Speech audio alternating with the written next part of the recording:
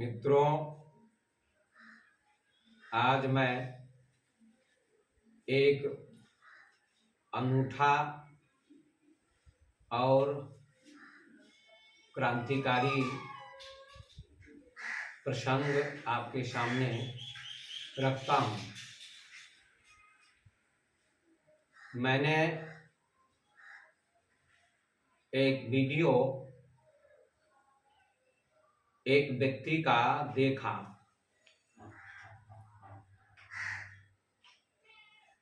उन्होंने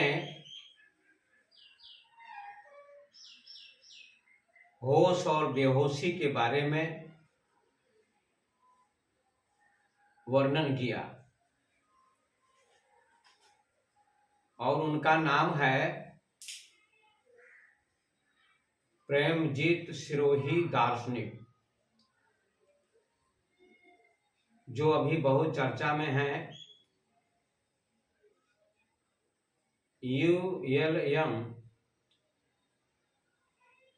universal life management उन्हीं की संस्था है और प्रेमजीत सिरोही ने ओशो पर कटाक्ष किया है और उस वीडियो का नाम है कि ओशो होश और बेहोशी में अंतर समझ नहीं पाए।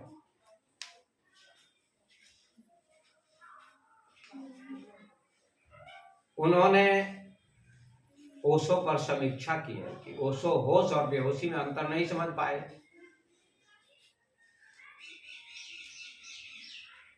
तो मैं इसका स्पष्टीकरण आपको देता हूं कि प्रेमजीत सिरोही का कथन कितना सत्य है और कितना असत्य है, कितना झूठ है। मैं आपसे कहना चाहता हूं कि प्रेमजीत सिरोही अपने को दार्शनिक मानते हैं और दावा करते हैं कि ओशो से मैं आगे हूं, लेकिन ये दावा प्रेमजीत सिरोही का 100% झूठ है, पाखंड है और अनर्गल प्रलाप है।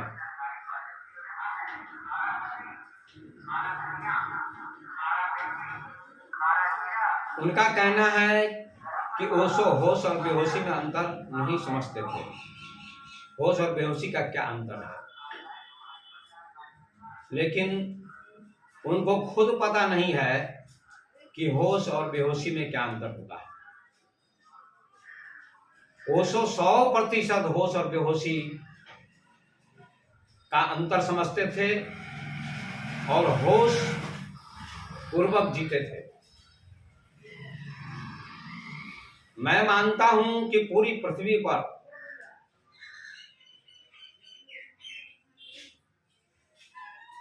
इतना होशपूर्ण जीने वाला व्यक्ति कोई दुर्लभ ही होगा। प्रेमजीत सिरोही कहते हैं कि हर व्यक्ति जन्म से होश में होता है। ये कितनी झूठ बात है, कितनी मूर्खतापूर्ण बात है। आप समझने का प्रयास करें कि कोई भी व्यक्ति, कोई बच्चा जन्म लेता है तो वो होश में कैसे हो सकता है? बिल्कुल नहीं। 100% ये बात झूठ है प्रेमजीत सिरोही की, क्योंकि कोई भी बच्चा जन्म लेता है तो बेहोशी में होता है, बेहोश होता है। क्योंकि बच्चा जब जन्म लेता है तो उसे पता भी नहीं है कि मेरा जन्म हुआ है, और वह मलमूत्र करता है तो अपने मलमूत्र को स्वयं साफ नहीं कर पाता है। यदि उसे होश होता, बोध होता तो अपने मलमूत्र को स्वयं साफ करता, फिर मां की कोई जरूरत नहीं होती। लेकिन बच्चा जब मलमूत्र करता है तो उसके मलमूत्र को मां साफ करती है। स्तनपान मां कराती है तो बच्चा कैसे होश में हो सकता है? ये कितना झूठ है, आप चिंतन करें। प्रेमजीत सिरोही लोगों को बहका रहे हैं, बेवकूफ बना रहे हैं, ओशो जैसे महापुरुष के ऊपर लांछन लगा रहे हैं, अपनी वाणी को अपवित्र कर रहे हैं। और मैं आपसे कहना चाहता हूं, यदि हर व्यक्ति, उनका कथन है कि हर व्यक्ति होश में ही काम करता है, दुकानदार होश में काम करता है, ग्राहक को सामान देता है, किसान होश में काम करता है, कोई बच्चा टॉफी खाता है होश में खाता है, इंजीनियर होश में होता है, डॉक्टर होश में होता है, हर व्यक्ति होश में ही जीता है। अगर होश में न जीता तो काम नहीं करता, ऐसा उनका कथन है। अरे भाई, ये होश नहीं है, ये सांसारिक होश है, काम करने का होश। यदि होश और बेहोशी में अंतर नहीं है, हर व्यक्ति होश में जी रहा है, तो फिर बुद्ध को भी बेहोश ही कहना चाहिए, या बुद्ध को भी होश में कहना चाहिए और अंगुलीमाल को भी होश में कहना चाहिए। लेकिन बुद्ध को होश में कहा जाता है, बुद्ध होश पूर्ण जीवन जीते थे, क्योंकि बुद्ध को होश था कि कैसे चलना चाहिए, कैसे खाना चाहिए, आत्मा क्या है, चेतना क्या है, बुद्धि क्या है, श्वास क्या है, मैं शरीर से अलग हूं, चेतना अलग है। इसी की तो खोज की उन्होंने 6 वर्षों तक बोध गया में बोधि वृक्ष के नीचे बैठकर, कि सारी दुनिया बेहोश है। होश को जगाने के लिए, बुद्धत्व को जगाने के लिए उन्होंने ध्यान किया, और आप सभी जानते हैं कि उनको बुद्धत्व उपलब्ध हुआ और वे जाग गए। जागने का मतलब कोई व्यक्ति सुबह उठकर जागता, उसका नाम जागरण नहीं है, ये तो सांसारिक जागरण है, संसार का जागना है, जिससे काम लोग करते हैं। लेकिन असली जागना है कि जन्म मरण के चक्र से छूटना है, इसका नाम होश है। मैं चैतन्य हूं, आत्मा हूं, शरीर नहीं, इसका नाम होश है। यदि सभी बराबर हैं, सभी को होश है, तो फिर अंगुलीमाल को भी होश में कहना चाहिए। फिर अंगुलीमाल हत्या करता था, उसको बुद्ध ने समझाने का प्रयास किया और समझ गया। अंगुलीमाल सन्यासी बन गया, भिक्षुक बन गया, होश में आ गया। क्योंकि हत्या करता है किसी की तो वो होश में नहीं करता है, बेहोशी में करता है। अंगुलीमाल बेहोशी में हत्या करता था, उसे पता नहीं था कि हमको किसी की अंगुली नहीं काटनी चाहिए। अगर बदला भी ले रहा तो गलत है, ज्ञानी किसी का बदला नहीं लेता। क्योंकि आप सभी जानते हैं कि ईसा मसीह को लोगों ने मारा, छुरी दी, तो ईसा मसीह ने कहा प्रभु तेरी मर्जी पूरी हो। उन्होंने तो बदला नहीं लिया, कोई प्रतिरोध नहीं किया, विरोध नहीं किया छुरी देने वालों का। इसलिए ईसा मसीह होश में थे, और जिन लोगों ने उनको छुरी दी वे बेहोश में थे, बेहोशी में थे, वे लोग बेहोश थे। इसी प्रकार से अंगुलीमाल बेहोश था, बेहोशी में था, और बुद्ध होश में थे। इसीलिए तो बुद्ध ने कहा अंगुलीमाल को कि मैं तो ठहर गया तू कब ठहरेगा, मैं तो ठहर गया तू कब ठहरेगा, मैं तो ठहर गया तू कब ठहरेगा। 3 बार बुद्ध ने कहा, क्योंकि अंगुलीमाल ने कहा था कि मैं तो ठहर जाओ तुम, ठहर जाओ तुम, ठहर जाओ। तो बुद्ध ने उत्तर दिया था कि मैं तो ठहर गया तू कब ठहरेगा। इसी बात से अंगुलीमाल चौंक गया और कहा ठहरने का क्या अर्थ होता है। तो बुद्ध ने कहा ठहरने का अर्थ होता है कि मैं जाग गया हूं, मैं किसी को दुखी नहीं करता, कष्ट नहीं देता, हत्या नहीं करता, प्रेम बांटता हूं, करुणा बांटता हूं, और अच्छे मार्ग पर लाने का प्रयास करता हूं कि ध्यान करो, प्रेम करो, करुणा, मैं जीवन जियो। इस बात को सुनकर अंगुलीमाल समझ गया और उनका शिष्यत्व स्वीकार उसने कर लिया, और वो भी जाग गया, होश में आ गया। पहले बेहोश था, बेहोशी में था। तो आप बताइए प्रेमजीत सिरोही कितना झूठ बोलते हैं, मूर्खतापूर्ण बात करते हैं। वे स्वयं बेहोश हैं, लोगों को पागल बनाते, स्वयं पागल की भांति बकते हैं। जैसे पागल कुत्ता लोगों को काटता है, उसको होश नहीं होता, ऐसे पागल कुत्ते की भांति बोलते हैं। क्या यह दार्शनिक का लक्षण है?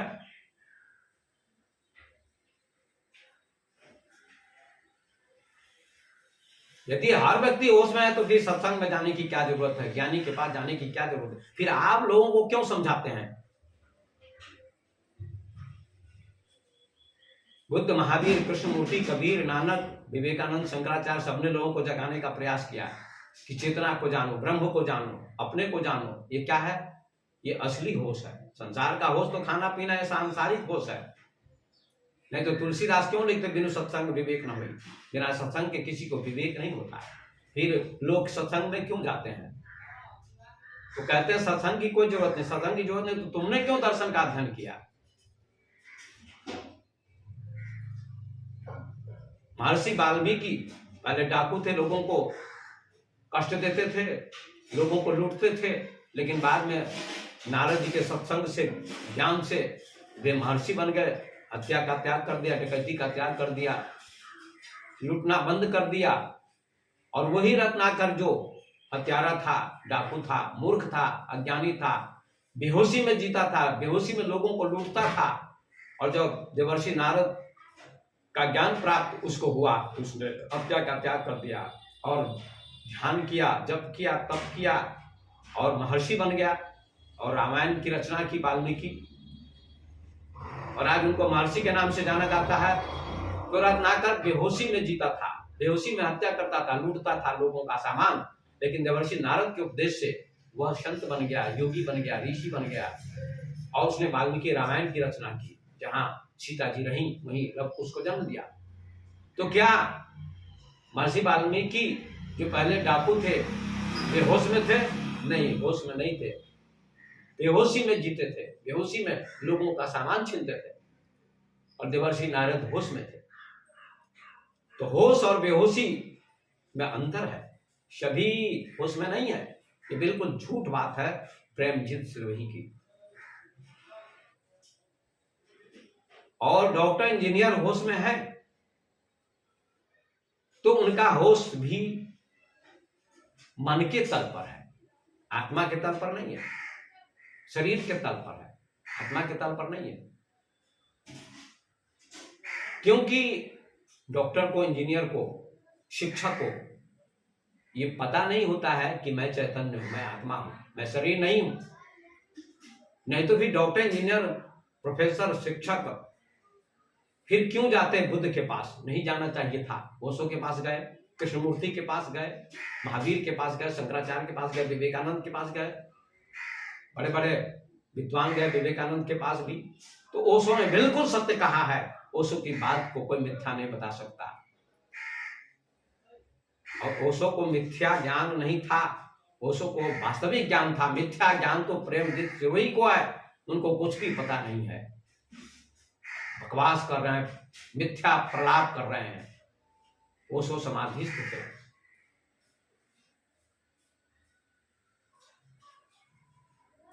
इसलिए डॉक्टर को, इंजीनियर को, प्रोफेसर को भी व्यवहारिक होश होता है, पढ़ाने का होश, काम करने का होश होता है, लेकिन आध्यात्मिक होश नहीं होता है। आध्यात्मिक होश का अर्थ होता है कि मैं मन भी नहीं हूं, क्योंकि मन में टेंशन होता है, तनाव होता है, मन में सुख और दुख दोनों होते हैं। डॉक्टर, इंजीनियर, प्रोफेसर, किसान, सबके पास सुख दुख होते हैं, लेकिन बुद्ध पुरुष ओशो सुख और दुख दोनों के साक्षी थे। बुद्ध भी सुख और दुख दोनों के साक्षी थे। सुख और दुख मन में होते हैं और मन का साक्षी आत्मा होती है, चेतना होती है। और चेतना दोनों से अलग होती है, आत्मा दोनों से अलग होती है। इसका बोध शिक्षक को नहीं होता, किसान को नहीं होता है, दुकानदार को नहीं होता है, व्यापारी को नहीं होता है, लेकिन बुद्ध पुरुष को होता है। ओशो को था इसका बोध। 100% मैं गारंटी के साथ कहता हूं और चुनौती देता हूं प्रेमजीत सिरोही को कि मेरे मंच पर भी आप आ जाएं। मैं आपसे बात करने के लिए, शास्त्रार्थ करने के लिए तैयार हूं। आपको ओशो के चरणों में बैठना चाहिए, ओशो की वाणी को अच्छी तरह से अध्ययन करना चाहिए। एक चावल का दाना खाने से किसी का पेट नहीं भरेगा। कम से कम 250 ग्राम चावल तो खाने पड़ेंगे, तभी पेट भरेगा, तृप्ति होगी। ओशो का एक साहित्य, एक ग्रंथ पढ़ने के बाद अब गलत व्याख्यान देते हो, लोगों को बेवकूफ बनाते हो, मूर्ख बनाते हो। खुद आप बेवकूफी भरी बातें करते हो, लोगों को मूर्ख बनाते हो, गुमराह बनाते हो।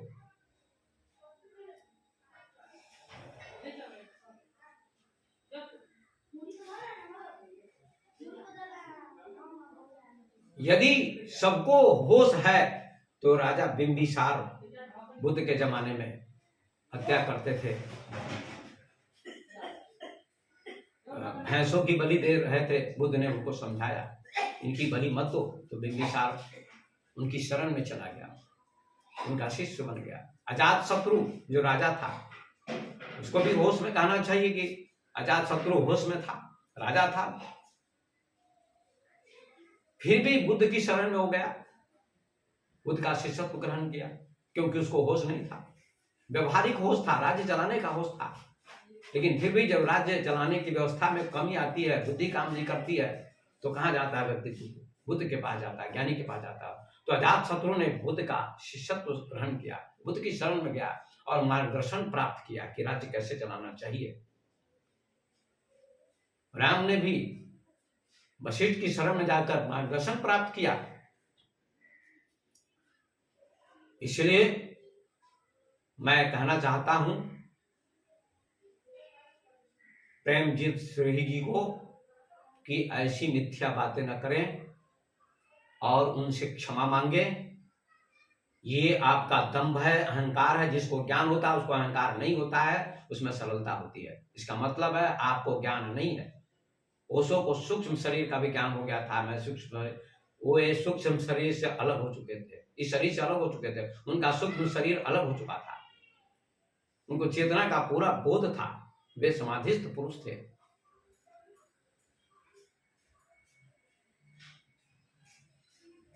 और वे आप कहते हैं कि ओशो ब्रह्म में थे, ओशो जानवर की तरह काम करते थे। जानवर तो आप हैं। जो जानवर होता है वो जानवर जैसी व्याख्या करता है, जैसी दृष्टि वैसी सृष्टि। आपकी पहुंच ही वहां तक नहीं है। ओशो सागर हैं, आप चम्मच हैं, आप बूंद है। सागर को कोई चम्मच से नाप नहीं सकता। बूंद सागर की गहराई का पता नहीं लगा सकती है। सागर में मिलना पड़ेगा, डूबना पड़ेगा, तब सागर में मिल जाएगी बूंद, लेकिन गहराई का पता नहीं चलेगा। आपको भी ओशो में डूबना होगा, तभी आप ओशो को समझ पाएंगे। ओशो सागर है, ओशो का अर्थ होता है सागर। सागर जैसा व्यक्तित्व था उनका। और आप ओशो की आलोचना करते हैं, कहते हैं ओशो पर समीक्षा करते हैं। ओशो को मिथ्या ज्ञान हुआ था, वे जानवर जैसा व्यवहार करते थे। जानवर जैसा व्यवहार तो आप करते हैं। इसलिए ऐसी बेवकूफी नहीं करनी चाहिए आपको। ओशो ने जो क्रांति की, समाज की आंखें खोली, सारे धर्म गुरु को ओशो ने चैलेंज किया था। ओशो ने जो धर्म में पाखंड था, अंधविश्वास था, उसका पर्दाफाश किया।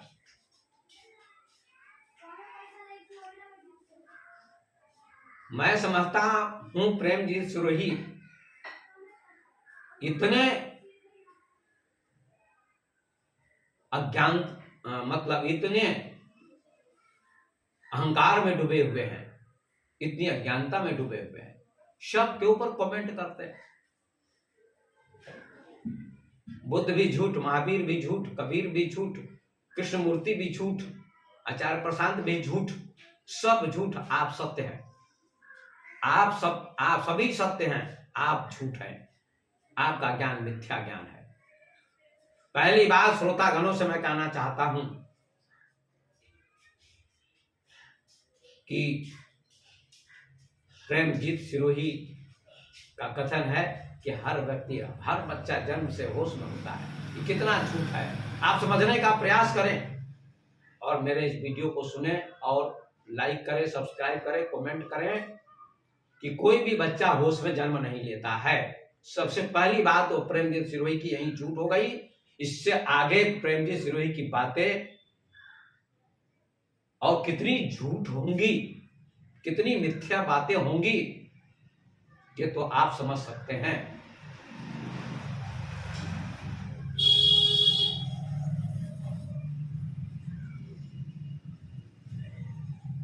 और सबसे ज्यादा ईर्ष्या प्रेमजीत सिरोही को जलन ओशो से है, क्योंकि ओशो विश्व विख्यात है। उन्होंने एक ऐसी बात कही है जिस बात से सभी चौंक गए। विश्व में एक नया आंदोलन ओशो ने किया।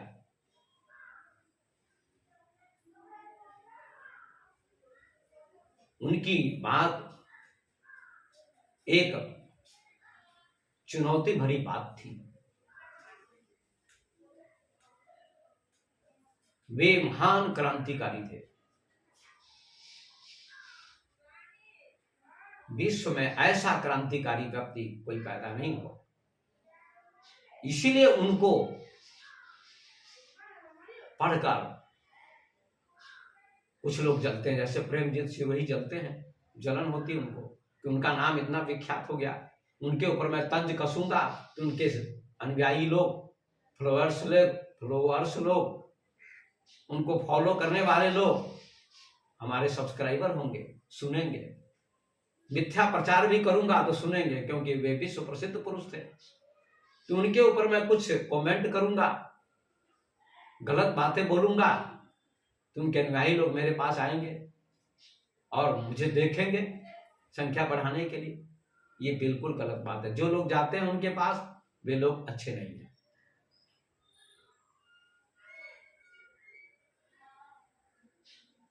होश और बेहोशी के अंतर को समझाते हुए जब किसी व्यक्ति को प्रेमजीत सिरोही ने कहा कि लोगों को बुद्धू बनाते, बेवकूफ बनाते ओशो कभी किसी को बेवकूफ नहीं बनाया है, न बुद्धू बनाया है। बुद्धू और बेवकूफ आप बना रहे हैं।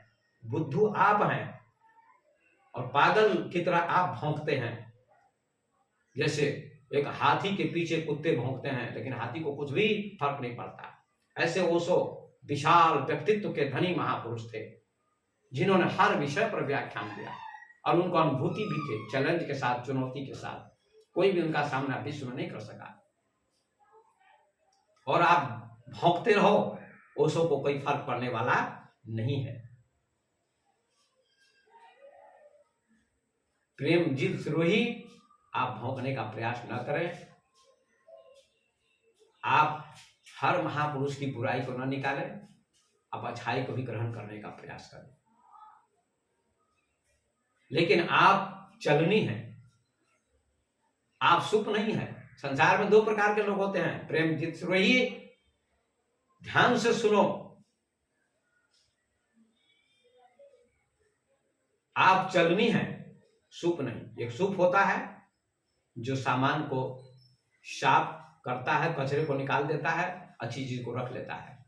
महिलाएं चावल गेहूं साफ करती हैं सूप से, तो सूप खराब चीज को फेंक देता है, अच्छी चीज को रख लेता है, उसका नाम सूप होता है। साधु ऐसा चाहिए जैसा सूप सुहाए, सार सार को गही रहत होता दियो उड़ाए। लेकिन प्रेमजीत सिरोही एक चलनी भी होती है। आटा छाना जाता है तो चलनी में छेद ही छेद होते हैं, आटा नीचे गिर जाता है और चोकर, कंकड़ पत्थर चलनी में रह जाते हैं। अच्छी चीज को चलनी गिरा देती है, बुरी चीज को, खराब चीज को रख लेती है अपने पास। इसी प्रकार से आपको महापुरुषों की बुराई दिखाई पड़ती है, क्योंकि आप चलनी हैं। इसीलिए आपको किसी में अच्छाई दिखाई नहीं पड़ती, न बुद्ध में, न महावीर में, न कबीर में, न नानक में, न ओशो में, न कृष्णमूर्ति में। लेकिन सबसे ज्यादा ईर्ष्या आपको ओशो से है, क्योंकि ओशो विश्व में सबसे ज्यादा फेमस हुए, कृष्णमूर्ति से भी ज्यादा। इसलिए आपको ज्यादा जलन होती है। इतने फेमस क्यों हो गए, इतने प्रसिद्ध क्यों हो गए? उनके पास ऐसा व्यक्तित्व था, ऐसा अर्जन था, ऐसी अनुभूति थी, ऐसा ज्ञान था, अपार ज्ञान था।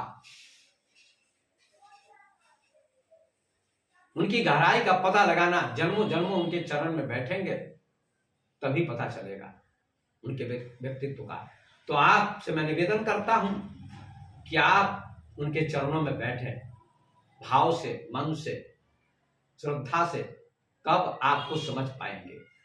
दार्शनिक होने से कुछ नहीं होता। ओशो ने कहा दार्शनिक कौन है? जो चिंतन करता है, सोचता है।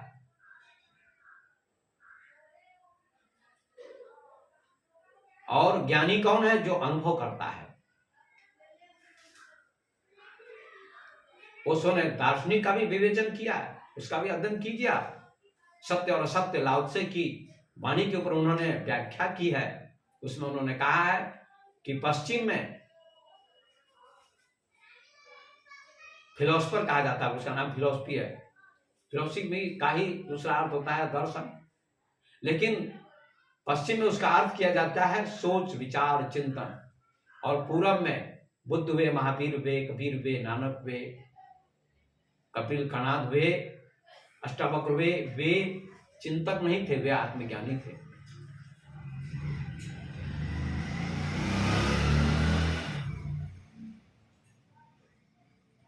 तो आत्मज्ञानी दार्शनिक से भी आगे होते हैं। तो ओशो आत्मज्ञानी थे।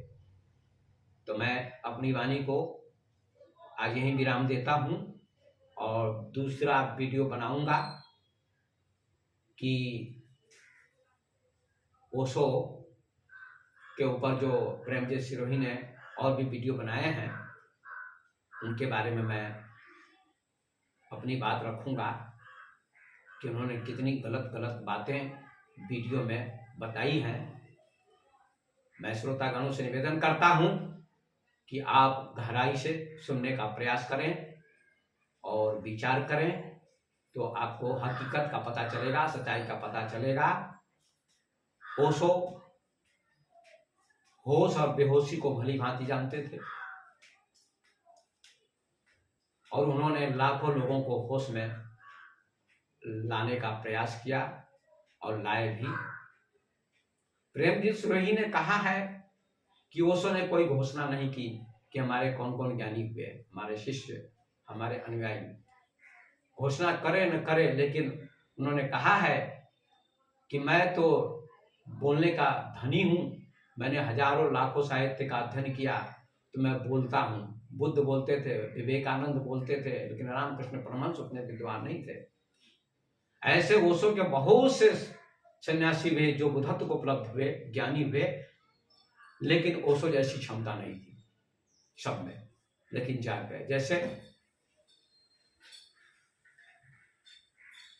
किसी ने रसगुल्ला खाया तो उसकी व्याख्या करने की क्षमता किसी के पास होती है कि रसगुल्ला कैसे बना, लेकिन किसी के पास व्याख्या करने की क्षमता नहीं होती है। लेकिन रसगुल्ला उसने भी खाया, तो जिसने व्याख्या की उसने खाया भी और व्याख्या भी की, और जिसने केवल खाया और व्याख्या नहीं करने की क्षमता है, लेकिन अनुभव तो उसको भी हुआ, मिठास का अनुभव तो उसको भी हुआ। ऐसे ओशो ने आत्मा का, चेतना का, परम शिखर का अनुभव किया, समाधि का अनुभव किया। उनके पास व्याख्या करने की अपार क्षमता थी, लेकिन उनके अनुयायियों में उतनी क्षमता नहीं थी। इसलिए महापुरुष में क्षमता होती, सब में क्षमता नहीं होती, अनुयायियों में क्षमता नहीं होती। जितनी कबीर में क्षमता थी उतनी क्षमता कबीर के अनुयायियों में नहीं, जितनी बुद्ध की क्षमता थी उतनी क्षमता बुद्ध के अनुयायियों की नहीं है। लेकिन बुद्धत्व तो बुद्ध के अनुयायियों को भी प्राप्त हुआ था। इसलिए मैं प्रेमजीत सिरोही को चेतावनी देना चाहता हूं कि अनाप शनाप बकवास न करें और ओशो को सही से जानें और उनसे शिक्षा प्राप्त करें और चेतना को समझे, समाधि को समझे, तो आपका कल्याण होगा। इन्हीं शब्दों को कहते हुए अपनी वाणी को मैं विराम देता हूं। धन्यवाद।